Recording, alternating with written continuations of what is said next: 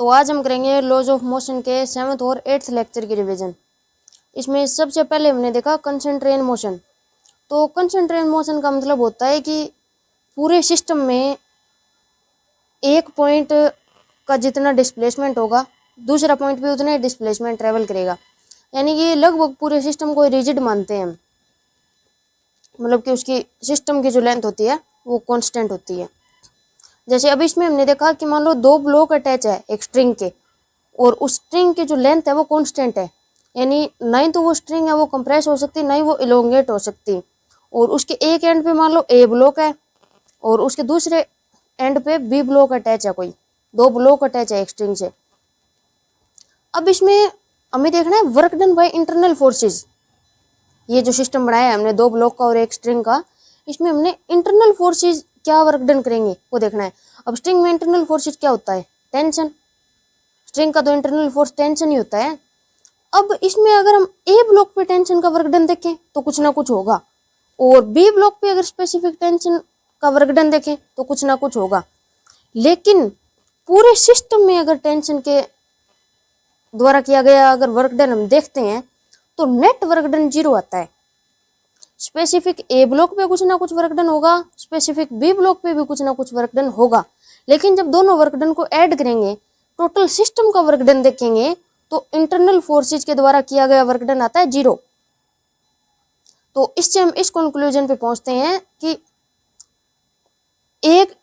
Internal forces का जब displacement के साथ डॉट प्रोडक्ट करके उन सभी को ऐड करते हैं तो रिजल्टेंट आता है 0, यानी T1.x1 plus T2.x2 is equal to 0। मतलब कि इंटरनल फोर्स से पूरे सिस्टम में जितना पॉजिटिव वर्क डन करता है ना उतना ही नेगेटिव वर्क डन करता है। इस वजह से हम पूरे सिस्टम में जब वर्क डन को ऐड करते हैं ना इंटरनल फोर्सेज वाले को, तो उसका रिजल्टेंट आ जाता है 0। और इसी तरीके से जब हम T1.x1 plus T2.x2 is equal to 0 इसको डिफ्रेंशिएट करते हैं तो स्टेटमेंट बनती है T1.v1 plus T2.v2 is equal to 0। यानी कि टेंशन का अगर वेलोसिटी के साथ डॉट प्रोडक्ट करके ऐड करेंगे तभी रिजल्टेंट आएगा 0। और जब इसको डिफ्रेंशिएट करते हैं तो बनता है T1.a1 plus T2.a2 is equal to 0। यानी टेंशन का जब एक्सेलरेशन के साथ डॉट प्रोडक्ट करके ऐड करेंगे सभी को तभी रिजल्टेंट बनेगा 0। इसमें याद रखने वाले 3 स्टेटमेंट है, T1.x1 plus T2.x2 plus T3.x3, इस तरीके से आगे चलते जाएंगे नेट आएगा 0। और T1.v1 प्लस T2.v2 इस तरीके से आगे चलेंगे तो रिजल्टेंट आएगा 0। और T1.a1 प्लस T2.a2 इसमें भी रिजल्टेंट आएगा 0। ऑल ओवर बात यह है कि पूरे सिस्टम में इंटरनल फोर्स कोई भी वर्क डन नहीं करता, क्योंकि टोटल वर्क डन को जोड़ने के बाद नेट वर्क डन आता है 0। और उसके बाद हमने देखा रोड कंस्ट्रेन, यानी कि रोड में मोशन देखा था।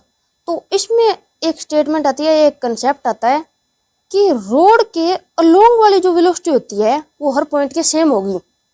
परपेंडिकुलर, रोड के परपेंडिकुलर वाली वेलोसिटी अलग भी हो सकती है, सेम हो भी सकती है, लेकिन रोड के अलोंग हर पॉइंट की जो वेलोसिटी है वो सेम होगी, होना पड़ेगा इसको। तो मान लो ये रोड है, इसमें अलोंग वाली ये वाली जो वेलोसिटी होगी ना रोड के अलोंग, वो इस पॉइंट पे जो वेलोसिटी है वही इस पॉइंट पे होगी।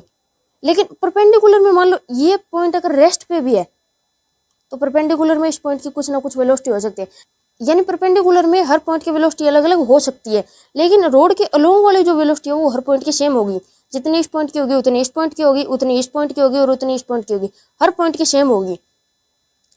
क्योंकि अगर मान लो इसकी वेलोसिटी v1 इस डायरेक्शन में है और इसकी वेलोसिटी v2 कुछ इस डायरेक्शन में है, तो ये इस तरीके से हो जाएगा, रोड है जो टूट जाएगी बीच में से अगर अलोंग वाली वेलोसिटी अलग अलग होगी तो, जो कि पॉसिबल नहीं है क्योंकि रोड को हम एक रिजिड बॉडी मान के चलते हैं और रिजिड बॉडी में लेंथ और ब्रेथ कांस्टेंट होती है, उसकी लेंथ और ब्रेथ में कोई भी चेंज नहीं आ सकता।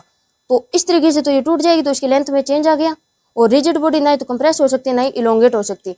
इस वजह से रोड में जो अलोंग वाली वेलोसिटी होती है वो हर पॉइंट पे सेम होती है, लेकिन परपेंडिकुलर वाली वेलोसिटी अलग अलग हो सकती है। उसके बाद आता है वेज कंस्टेंट, यानी कि मान लो दो ब्लॉक एक दूसरे के साथ इस टाइप से अटैच है। अब इनमें जो कॉन्टेक्ट सरफेस है उसके परपेंडिकुलर वाला जो एक्सेलरेशन होगा ना वो सेम होगा हर पॉइंट पे। इसमें अलोंग वाला एक्सेलरेशन कुछ भी हो सकता है, अलग अलग हो सकता है, लेकिन वेज कंस्ट्रेन में कॉन्टेक्ट सरफेस के परपेंडिकुलर जो एक्सेलरेशन का कंपोनेंट आएगा वो सेम होगा। क्योंकि मान लो अगर इसका एक्सेलरेशन a1 है इस डायरेक्शन में और इसका एक्सेलरेशन a2 है इस डायरेक्शन में, तो इस तरीके से अलग हो जाएंगे, कॉन्टैक्ट ही अलग हो जाएगा, इनका कॉन्टैक्ट खत्म हो जाएगा इसका, जो कि पॉसिबल नहीं है, जो हमें नहीं करना है मतलब। तो वेज कंस्ट्रेंट में परपेंडिकुलर एक्सेलरेशन सेम होता है, अलोंग वाला एक्सेलरेशन कुछ भी हो सकता है, और रोड कंस्ट्रेंट में अलोंग वाली वेलोसिटी सेम होती है, परपेंडिकुलर वाली वेलोसिटी कुछ भी हो सकती है। और इन 2 लेक्चर में हमने इतना ही पढ़ा था।